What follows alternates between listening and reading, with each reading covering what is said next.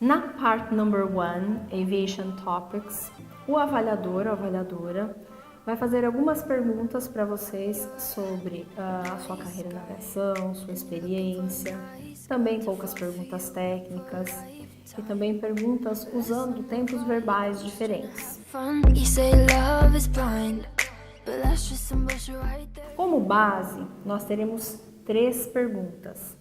E dentro dessas 3 perguntas, podem-se usar uma pergunta no presente, uma pergunta no passado e uma pergunta no futuro.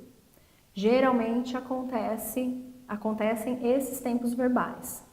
Porém, há uma mudança com os modais, should, can, could, would, ok? Dependendo do modelo de teste.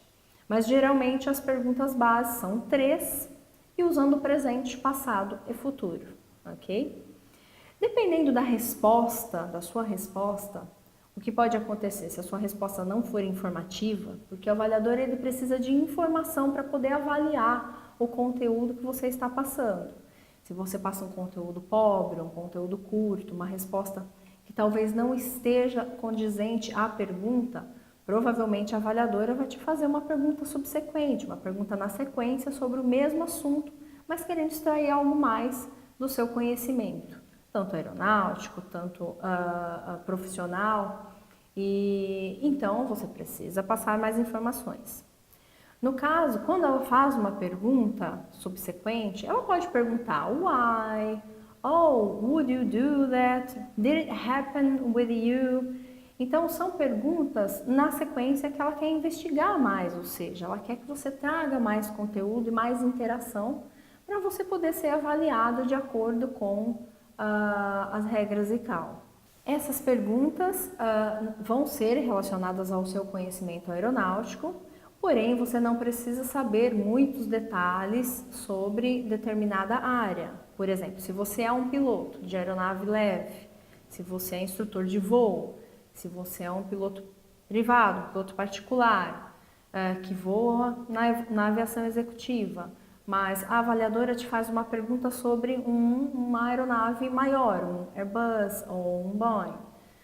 O que pode acontecer? Você pode se explicar dizendo que você não voa aquele tipo de aeronave, mas de acordo com a sua aeronave ou com o seu emprego ou com a sua posição na empresa, você tem certa informação, ok? Então isso também ajuda você a interagir, a se explicar para o avaliador e a não trazer informação que talvez esteja errada ou que você não tenha certeza. Geralmente as perguntas feitas não são tão específicas relacionadas ao equipamento que você voa, então elas são perguntas mais gerais. Então, por exemplo, quando eles querem saber sobre a aeronave que você voou no início da sua carreira, ou me fale sobre a aeronave que você está voando agora, ok? Ou eles apontam, geralmente, sobre a aeronave que você voa agora, no seu emprego recente. Ou me diga sobre alguma aeronave que você voou no passado. Então, eles deixam uma pergunta mais geral, mais aberta, para você poder especificar de acordo com o que você tiver vontade, ou de acordo com o que você tiver um conteúdo legal para informar. Então, eles não acabam não apontando exatamente, especificamente o item, entendeu? Então, por exemplo, se você está voando um Airbus, então você vai falar sobre o seu Airbus, né? A aeronave que você está voando no momento. Vai dar as características, enfim, o que você se lembrar, você não precisa ser nada específico, dizendo muita informação sobre a aeronave. Mas o quanto mais informativa for a sua resposta, melhor. Aí alguns alunos me perguntam, but teacher, nós temos só 1 minuto para falar sobre, ou eu tenho que falar 1 minuto sobre aquela pergunta, aquela resposta, tal, como que é? Não, você tem 1 minuto para dar a sua resposta. Então, dentro desse 1 minuto, você traz a informação necessária equivalente à pergunta. Por exemplo, você pode dar uma resposta de 30 segundos, de 50 segundos, ou de até 1 minuto, ok? Tudo depende do conteúdo que você tem. Você não é obrigado a falar 1 minuto cada resposta, desde que a sua resposta seja informativa, que você traga a disponibilidade de ter interação, de responder provavelmente qualquer outra pergunta que a avaliadora te fizer em sequência, isso é o que importa.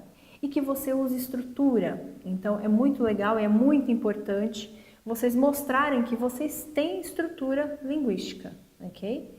Então, isso é fundamental para o teste CAL, mesmo porque vocês estão sendo avaliados nessa parte. A estrutura significa conjugação, uso de preposições, uso de linking words, uso de tempos verbais mais bem elaborados, a estrutura linguística da língua inglesa. Então, é extremamente importante também.